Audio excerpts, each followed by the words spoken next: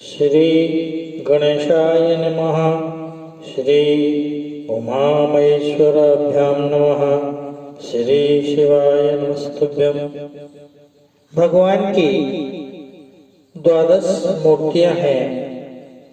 12 नाम, 12 मूर्तियां तथा भगवान को प्रसन्न करने के लिए किन किन महीनों में इन मूर्तियों का उनके नाम से पूजन करना चाहिए तथा कौन कौन से फूल और फल इत्यादि भगवान को अर्पण करने से वे बहुत जल्दी शीघ्र ही प्रसन्न चित्त होते हैं और भगवान के प्रसन्न होने पर आपको अपनी पूजा का फल तुरंत मिलने लगता है। अतः भगवान की इन मूर्तियों तथा महीनों के साथ कौन कौन से फूल क्रमशः चढ़ाए जाने चाहिए उसका मैं वर्णन करता हूँ। इस विषय में जैमिनी जी कहते हैं कि ब्राह्मणों अनादिदेव भगवान विष्णु को जो 12 मूर्तियां हैं उनका प्रतिमास पूजन करें। उनमें से एक एक मूर्ति की एक एक मास में प्रतिदिन पूजा करके 12 महीनों में 12 मूर्तियों की पूजा संपन्न होती है। क्रमशः 12 पुष्पों और 12 फलों से पूजन करना चाहिए। अशोक, मल्लिका, बेला, पाटल, कदम, कनेर, चमेली, मालती, सतदल कमल, नील कमल, वासंती, कुंद और पुन्नाग इन पुष्पों को भगवान की प्रसन्नता के लिए क्रमशः एक एक मास में अर्पण करना चाहिए। अनार, नारियल, आम, कटहल, खजूर, ताल, प्राचीन आंवला, श्रीफल, नारंगी, सुपारी, करौंदा और जायफल इन 12 फलों को भी क्रमशः एक एक मास में देना चाहिए। भक्ष्य, भोज्य, चौष्य, लेह्य और मधुर भोजन तथा आसन आदि उपचार समर्पित करके जगतगुरु भगवान की स्तुति करें। हे सर्वव्यापी जगन्नाथ, आप भूत, वर्तमान और भविष्य तीनों कालों के स्वामी हैं। कमल नयन विष्णु, आप संसार सागर से मेरी रक्षा कीजिए। मधुसूदन, आपने पूर्व काल में अत्यंत भयंकर तथा अवलंबन रहित एक अर्णव के जल में संपूर्ण विश्व की रक्षा के लिए मधु नामक दैत्य का वध किया था। उस समय मेरी रक्षा कीजिए। त्रिविक्रमा, जिन्होंने 3 पग चलकर तीनों लोगों को नाप लिया और दैत्यों की विशाल सेना का वध करके त्रिभुवन की रक्षा की, उन आपके लिए नमस्कार है। जिन्होंने ऋग्वेद, यजुर्वेद और सामवेद का ज्ञान अपने भीतर लिए हुए वामन रूप धारण करके अद्भुत रूप से सबको मोहित कर लिया, उन मायावी भगवान विष्णु को नमस्कार है, जो भक्तों के लिए ही अपने हृदय में लक्ष्मी जी को धारण करते हैं और उन्हें संपत्ति देते हैं। उन भगवान श्रीधर को नमस्कार है। ऋषिकेश, आप समस्त इंद्रियों के अधिष्ठाता, सबके स्वामी और सदा भक्तों के सुख के एकमात्र हेतु है। आपको नमस्कार है। पद्मनाभ, आपके नाभि कमल से यह चराचर जगत उत्पन्न हुआ है। वह कमल ही विधाता का आसन है। आपको नमस्कार है, जिनके 3 गुणों से यह चराचर जगत बना हुआ है। उन्हीं को गोपी ने अपने दाम रस्सी से बांध लिया, इसलिए दामोदर नाम धारण करने वाले प्रभु आपको नमस्कार है, जो जगत के आदि कारण हैं और जिन्होंने ब्रह्मा जी के रूप से संपूर्ण भूतों की सृष्टि की। उन अचिंत्य महिमा वाले आप सर्वव्यापी नारायण को नमस्कार है। गोविंद, आप ज्ञानियों के लिए ज्ञानगम्य हैं और अशरण को शरण देने वाले हैं। आपके प्रसाद से मेरा यह व्रत संपूर्ण हो।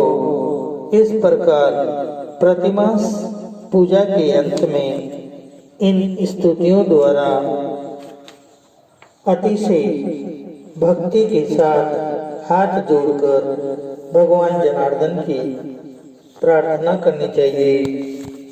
ब्राह्मणों, प्राचीन काल में प्रजापति दक्ष ने मनुष्यों को आध्यात्मिक आदि पापों से अत्यंत कलेश उठाते देख वैशाख मास के शुक्ल पक्ष में तृतीया को जगन्नाथ जी के अंग में चंदन का लेप करके प्रसन्नता पूर्वक इस प्रकार स्तवन किया। देव देव जगन्नाथ, आप सहज आनंद से परिपूर्ण एवं निर्मल है। परमेश्वर, संसार सागर में डूबे हुए हम दुखियों का उद्धार कीजिए। ये मनुष्य नाना प्रकार के संतापों से संतप्त हो रहे हैं। हे कृष्ण, में मुझ पर कृपा करने की बुद्धि से अपनी शुभ दृष्टि में सुधा धारा से इन सब को तृप्त कीजिए। जगदीश्वर, कलयुग के पाप से मोहित हुए मनुष्यों का उद्धार करने के लिए ही इस नीलाचल गुफा में आपका यह अवतार हुआ है। जय कृष्ण, जय ईशाना, जय अक्षर, जय अविनाशी परमेश्वर, आप प्रसन्न होइए और इन दीन, मूढ़ और अज्ञानी मनुष्यों पर कृपा कीजिए। इस प्रकार स्तुति करके हे ईश्वर, प्रसन्न होइए, प्रसन्न होइए, प्रसन्न होइए, ऐसा कहते हुए दक्ष प्रजापति ने जगन्नाथ जी के चरणारविंदों में दंडवत प्रणाम किया। तब भगवान ने स्पष्ट वाणी में प्रजापति से कहा, वत्स उठो, मैंने तुम्हें दुर्लभ वर प्रदान किया। तुम्हारी जो अभिलाषा है वह मेरे लिए प्रसाद से निसंदेह पूर्ण होगी।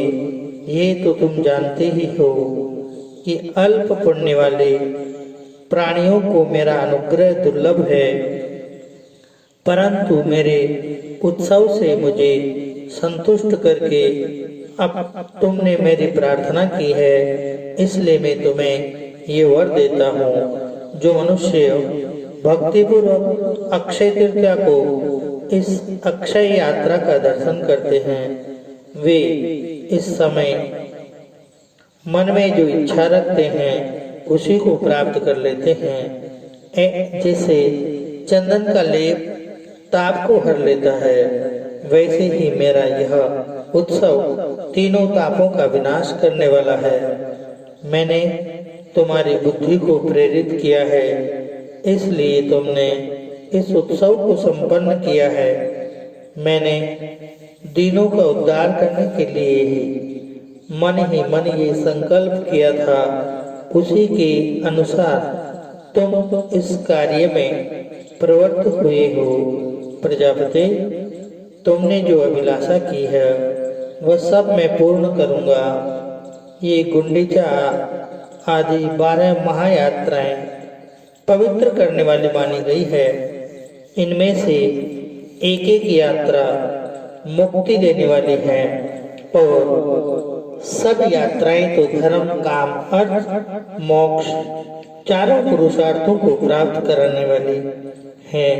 जो भक्ति पूर्वक इनमें से एक यात्रा का भी दर्शन करता है, वह उसी एक से भवसागर को पार करके भगवान विष्णु के धाम में जाता है। प्रजापति दक्ष से ऐसा कहकर भगवान विष्णु अंतर्ध्यान हो गए। तब श्रद्धालु दक्ष प्रजापति ने भगवान की आज्ञा से 1 वर्ष तक नीलाचल पर निवास करके वहां की सब बड़े बड़े उत्सवों का दर्शन किया। जो अल्प बुद्धि वाले मनुष्य हैं, उनमें भी भगवान का विश्वास बढ़ाने के लिए ये यात्राएं बताई गई है।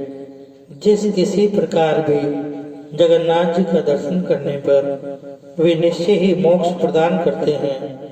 इस संसार में जो समस्त चराचर विभूतियां हैं, वे सब भगवान विष्णु की ही है। विभूति और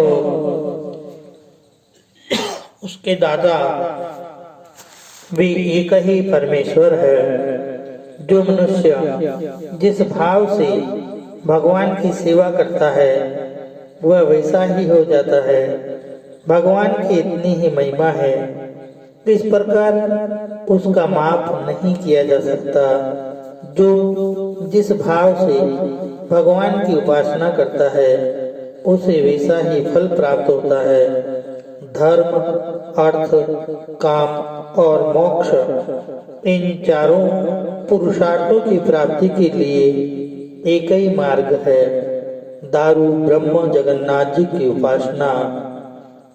धर्म के स्वरूप का यथार्थ निश्चय करने में कोई भी समर्थ नहीं है। भगवान विष्णु ही धर्म है। ये जनार्दन ही धर्म और जगत दोनों के स्वामी हैं। वे ही चतुर्विध पुरुषार्थ स्वरूप है। उनमें जिसकी भक्ति स्थिर हो गई है, वह संपूर्ण कामनाओं से तृप्त होकर न कभी शोक करता है और न आकांक्षा। इंद्र रूप से उपासना किए जाने पर वे ही भगवान विष्णु त्रिलोकी का ऐश्वर्य प्रदान करते हैं। ब्रह्मा जी के रूप में ध्यान किए जाने पर वंश की वृद्धि करते हैं। सनत कुमार के रूप में इनका चिंतन किया जाएगा तो ये दीर्घायु प्रदान करते हैं। राजा पृथु के रूप में भावना करके जीविका और संपत्ति प्रदान करते हैं। बृहस्पति के रूप में भगवान की उपासना की जाए तो वे गंगा आदि तीर्थों का फल देते हैं। सूर्य रूप से चिंतन करने पर वे अंतकरण के अज्ञान अंधकार का नाश करते हैं। चंद्रमा के रूप में श्री हरि की उपासना की जाए तो वे अनुपम सौभाग्य देते हैं। भगवान वाणी के अधिपति हैं।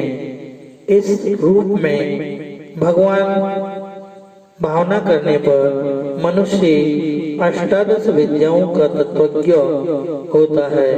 यज्ञेश्वर स्वरूप में चिंतन करने पर जगन्मय सनातन भगवान अश्वमेध आदि यज्ञों का फल देते हैं। कुबेर रूप में ध्यान किया जाए तो भगवान अनुपम समृद्धि प्रदान करते हैं। इस प्रकार दीनों और अनाथों पर अनुग्रह करने के लिए दयासागर भगवान काष्ठमय शरीर धारण करके नीलगिरी पर निवास करते हैं। ब्राह्मणों, तुम सब लोग वहां जाओ, एकाग्र चित्त होकर निवास करो और भगवान लक्ष्मीपति के युगल चरणारविंदों की शरण लो। भगवान की इस प्रकार से ध्यान करते हुए पूजा करने से मनुष्य के समस्त पाप नष्ट हो जाते हैं तथा वे दीर्घायु पुत्र पुत्रादि से संपन्न होकर नाना प्रकार के ऐश्वर्य, आनंद इत्यादि को भोग कर वैकुंठ को प्राप्त होते हैं। भगवान की लीला, भगवान की माया, भगवान सभी के कलह को दूर करने के लिए ही रचते हैं। वे नाना प्रकार के विधानों से मनुष्य को शिक्षा देते हुए ये संकेत देते हैं कि तुम्हारा अंत समय मेरी शरण में आने का है। तुम मेरी शरण में आओ, मैं तुम्हारा उद्धार करूंगा। ऐसी भावना से भगवान की पूजा करते हुए अपना जीवन व्यतीत करते हुए मुक्ति को प्राप्त होता है।